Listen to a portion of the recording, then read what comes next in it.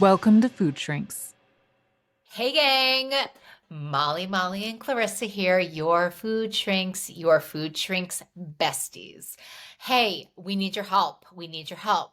We want to make food shrinks big and beautiful, just like our lives and just like your life. And what we need you to do is subscribe. So easy. It's a click and a button. Wherever you're watching it, click a button. And if you're feeling giving, like we're feeling giving, we love you so much. Would you mind rating our podcast, commenting on our podcast, and even sharing it with somebody else? It means the world to us.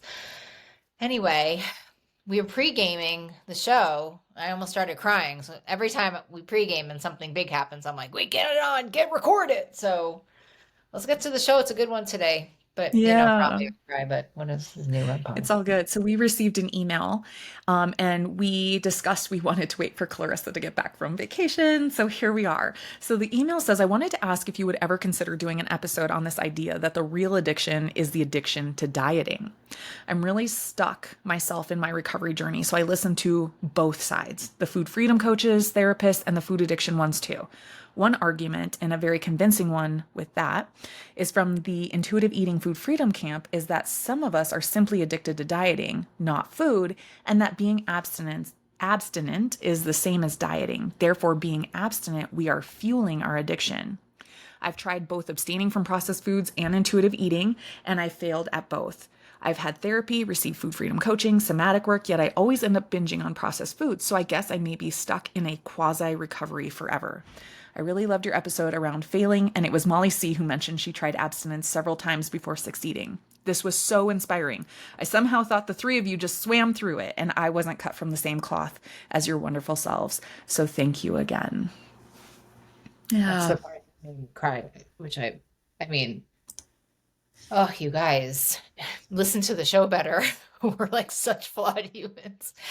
It just made me think about how, oh God, it just took me so long to find my solution with the food. It took me there were so many moments where it was just like hopeless. Like I remember when I ate my way out of bariatric surgery, and I just remember like going up the size, and I was an eating disorders therapist at the time, and going up the size. And I just remember being in these like double XL pants, and I had been like a medium, like when I had finished the bariatric, and just being like the panic and like the suffocation of being like, I can't believe this is happening again. Like I just was like, I can't believe this is happening again. And yeah, and I don't know. I just feel like I do it so imperfectly now.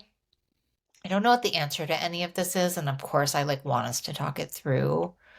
But I think the only thing I think about when I listen to that is like, it's such a journey.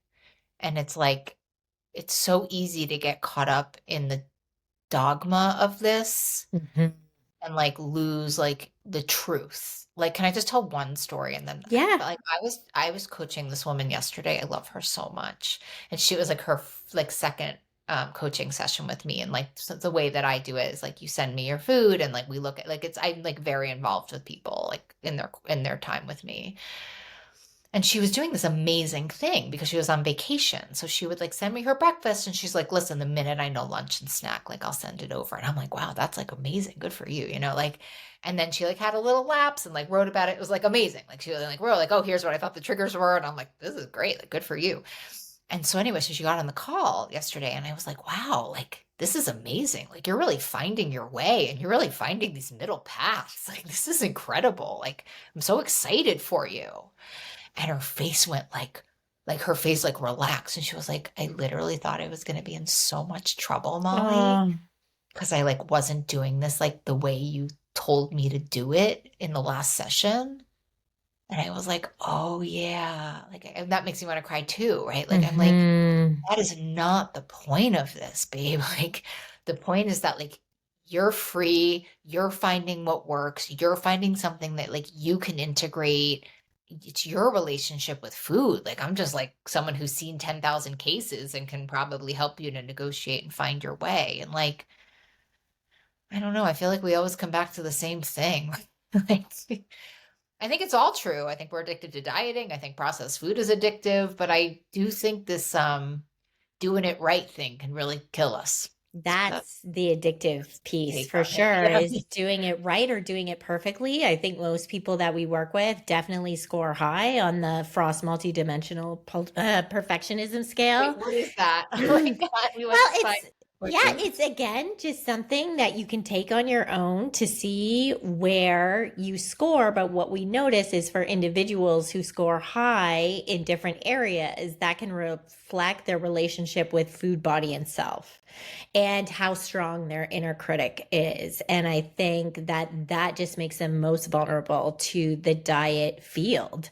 And I think food addiction can masquerade, right, as diet addiction. We can, from the outside, people can look like they're addicted to dieting, but what's really going on for those of us who it is our truth is we are addicted to these ultra processed foods, and our way of coping is control, restrict, binge, shame, diet again, until we find the middle way, till we find our own way. And then once we remove these foods, it actually doesn't feel like dieting at all. And it feels like so much freedom, and so like the opposite of it. However, I also want to preface this with saying in the beginning, it felt very diety to me because I had to have a lot of structure. I had to learn about what I could eat, what didn't work for me.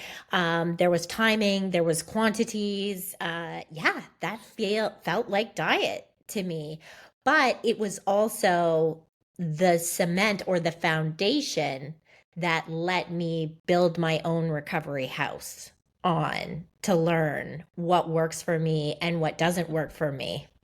I feel like I just maybe this is the Marsha Linehan DBT in me, but like I think like I don't know, like I wouldn't need to take that quiz. I'm just like really like I'm really like I have a lot of shame, come from a lot of trauma and a lot of shame. I've said this forever and ever and ever about all of this, which is like we're so not scientific about this healing. Mm-hmm. There's very few scientists that would go in and try to, you know, find the cure to a disease that would just, burn down the entire lab if it didn't work. you know, they would just be like, oh, well, this little bit of this worked, a little bit of that worked. Let's go back to the drawing board and try to take our next steps, and there's something, and I have to be honest, what I'm hearing in this email, and this happens to me so much, is like I really give people too much. I idealize the people that are helping me in a really significant way.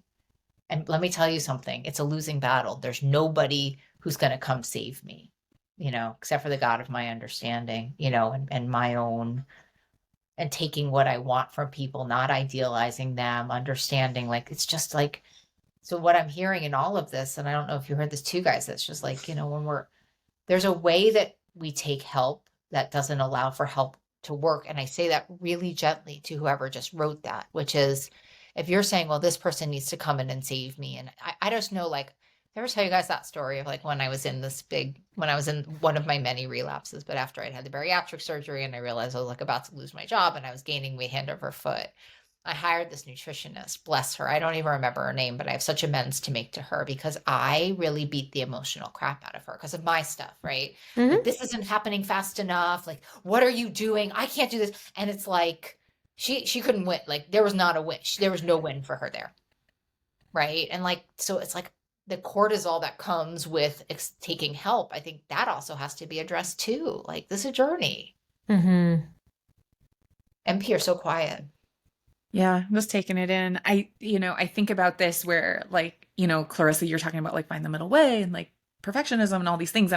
And for this particular email for me, I'm like, what if it's a both and? Like, what if both things are true for this person? And while I can understand wanting maybe to resolve ourselves to like this quasi recovery because then that feels more attainable or somehow starts to like, right, like kind of soften some of those sharp edges. I think the thing that I want to say here is, that purity culture teaches us that goodness, right, is like linked to Mm-hmm. control, that especially when it comes to body and desires and food, right? We even talk about the hedonistic pathway of eating or whatever, Mm-hmm. or hedonic eating. So Yes. even in our quote clinical language that we use, we are still perpetuating purity culture, which has been repackaged and rebranded within diet culture, in my opinion. Right.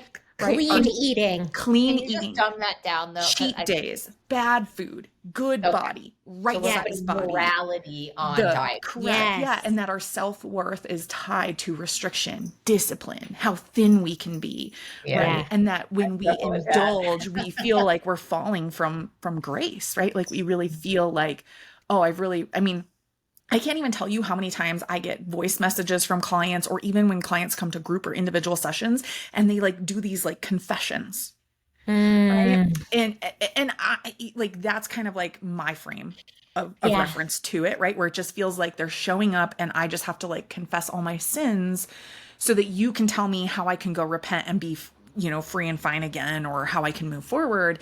And I think, it could be both and, as far as like this email goes, as far as like there could be very much an addiction to the dieting, because that wanting to be quote good and pure and clean, and also to the foods. And I think about like, how would we know? Like, what are ways that we can discern which Mhm. one is it? And I think about, okay, when it's about dieting, when we're addicted to dieting, it's about control and obsession with like the numbers, right? The Mhm. weight, the macros, what are the rules?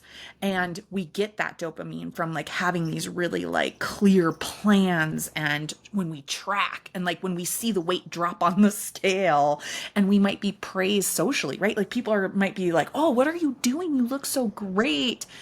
Right. Mhm. And it gets reinforced by that moral superiority. I mean, I can't even tell you how many accounts these days I have to block, turn off, that I used to listen to. But when they start posting side by side pictures of before and after, or, hey, look at all these people that used to be thin in the 70s and now we're all obese and overweight at the whatever. And I'm like, so we're cherry picking pictures from the 70s? Because if we go back in time for as long as we can, and not even pictures, but like art, women have always had bodies of varying sizes, right? And when Mhm. when it's food addiction, it's like compulsion and chaos. It's obsession with specific substances, be it sugar or flour or sweet taste, whatever it might be for them, right? And the dopamine comes from the planning, the preparing, getting the foods, eating, right? Like those kinds of things. And it can be hidden and stigmatized, where like, again, the dieting is often like this outward, like we're very out and loud and proud about it. You know what I mean? And that food addiction piece of it is reinforced by the guilt and shame and secrecy, versus saying, oh, I'm going to post these side by side pictures and I'm going to let people weigh in and tell me like how good I am. Right. So I think that it could be both and I don't know that this person is stuck in a quasi recovery. I think what is happening is that those two things are The saddest part of that right. email. It's cyclical. Yeah. They're playing off of each other. And But I that's think, the saddest part of the email yeah, because that's not defined by herself. The only right. piece of data that's relevant is that self-determination provides long-term results. So Yeah.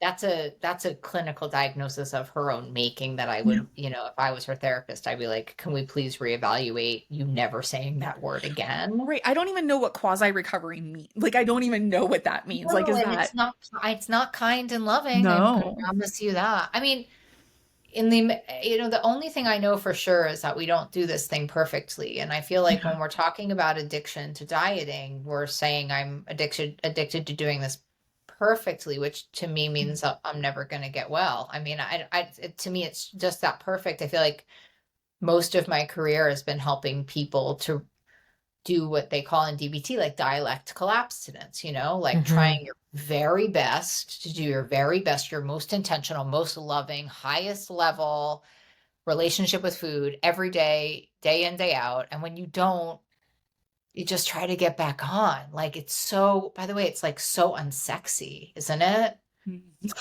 You just Yeah, can't, I think food I couldn't addiction really be emotional, recovery, right? yeah, it's not like selling these same things, right? It's focusing on like stabilization and like regulating your nervous system and like what helps me feel emotionally safe and physically balanced with food. It's not And about nourished and like, nurtured outside of my home, yeah. And right? yes, exactly. Like what is, it's not necessarily this boundary or cage. It's like expansion.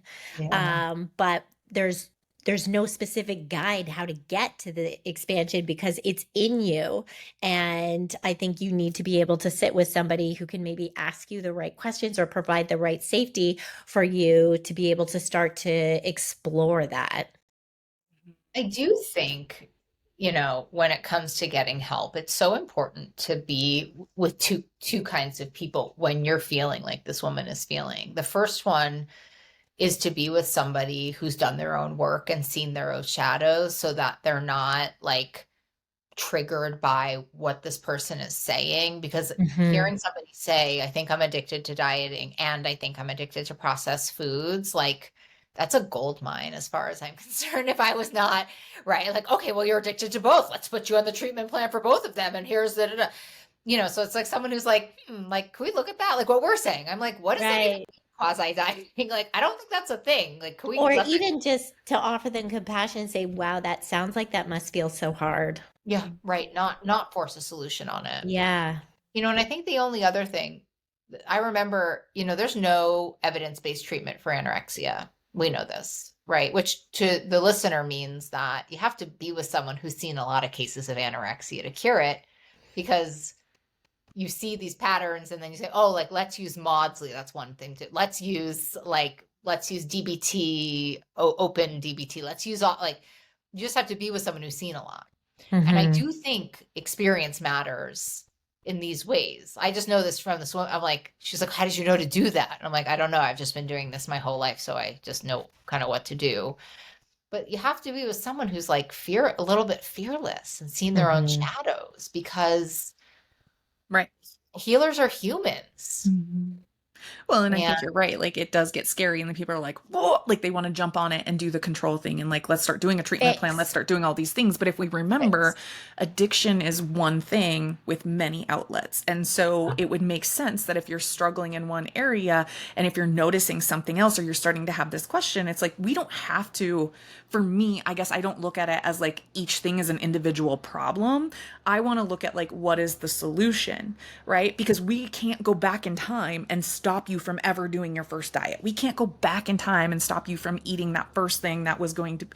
What this really reminds me of is the all or nothing cycle that so Yeah. many of us get into, right? And it's like Mm-hmm. we're either all in binging or we're all out restricting. We're either all in on our spirituality or we're all out, whatever. Like we can see this pattern play out over and over again. And so when we think about like, oh, how do I get out of all or nothing thinking? How do I move forward in my life? When we get into that solution focused place, we then can remind ourselves that we don't actually heal by perfecting ourselves, right? We heal by remembering that we were never broken. There is actually nothing broken about being human. You are wired Mm-hmm. in a very specific way. And that wiring is thousands upon thousands of years old. And our current environment, we were not designed for our current environment. Our current environment is so new and so fast and changing all the time that your body is so flipping amazing. It's just trying to cope. So instead of always looking at it as a problem, like, can we find ways to just allow you to move through this world in a more happy way, in a more healthy way, in a Yeah. bigger way, like you were saying, Clarissa?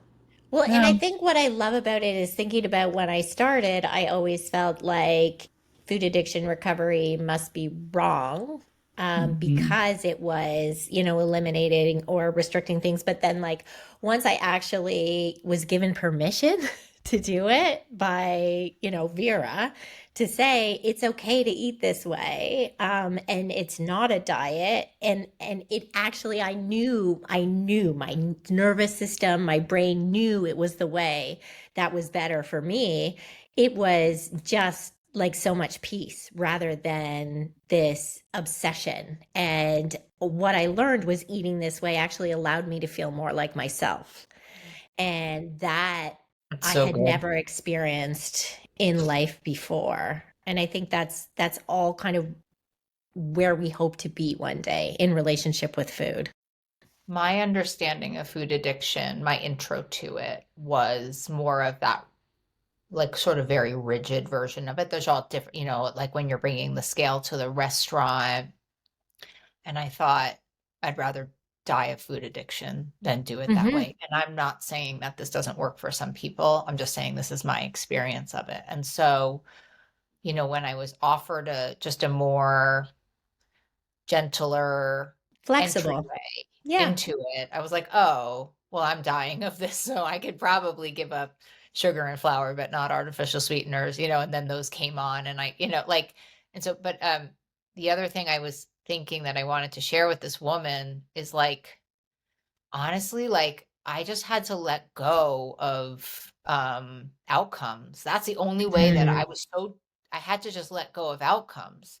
Had to let go, when I went to OA for the first time, they would be like, your body is none of your business. And I'd be like, my body is completely my business. Like, get away from It's me. all I've thought for the last however many years. Like, I come need to on. make a certain number, like good for you guys. But and then kind of the more desperate I got and the more desperate I got, I was like, oh, I guess I sort of understand what they're saying. Because every time I make my body my business, I move into diet culture and I move into restriction and I move into obsession with my body, which ends up making me Hmm. binge and harm myself, right? And so I don't know, I had to get really scattered across the coals to finally say, like, yeah, like how I'm doing this is so, and I had to really, I guess, enter into camps that that my fear and my addiction was fundamentally opposed to. Like, yeah, maybe I don't get on a scale for a while because when I do, Hmm. I end up binging and, harming myself. Maybe and all of these things, but it was, and I'm so grateful I did it. It just made me like softer and better. And I think it's so important what you're talking about is because that way that you started in your entryway in was so fundamental to you. And I would say all three of us entered into it in different ways. As somebody who was such a chronic dieter and restrictor, had I not weighed and measured food in the beginning, I never would have eaten enough. Right. I But never, ever. that's what I think we're saying to this woman. Like, Yeah, we all have different stories of how we did food right. addiction. Like, that's like, so you have someone saying to do it this way, like, run. That's Yes, what's reinforcing that you can't get this. right. So it's like, what's true for you? What's true for you. And unfortunately, the only way we learn that is by finding out what Experiment. isn't true for us. Yeah, Yeah. exactly. Like, We get to be Exactly. scientists and we get to do it for science, observe and report, all of those things, right? Like maybe we that's can a take the piece, right? judgment out of it, try something out with support, see how it goes. With support of someone that doesn't get triggered if something doesn't work for That's you. That right. doesn't say, well, you're Hmm. the problem and this doesn't work for you. That's That says, right. okay, let's look at that. Let's unpack it. 'Cause I Hmm. think that's what sounds like in the way. It's like if I'm like with a food freedom person and then it's like, it all just feels like so destabilizing to me. Noise, a lot of noise. Totally. Hey, lose yourself. Oh, well, if you want to hear more about this topic or other topics, or if you have questions for us or suggestions for us, go ahead and We email us love at. your questions, We by the way. do. We do. We Yes. love we love your questions. We love your feedback. We love the comments on the YouTube videos, all of that. So you can email us at asktheshrinks@foodshrinks.com. We And we'll love you see you guys. Love next And also, you. week. healing is possible. Okay, bye. Yay. Thanks for listening to Food Shrinks. Quick reminder, this podcast isn't a substitute for professional medical advice. Always consult your healthcare provider for guidance suited to your needs. If you enjoyed this episode, please like, share, and subscribe to help us reach others on the recovery journey. Take care and remember, freedom with food is possible. See you next time.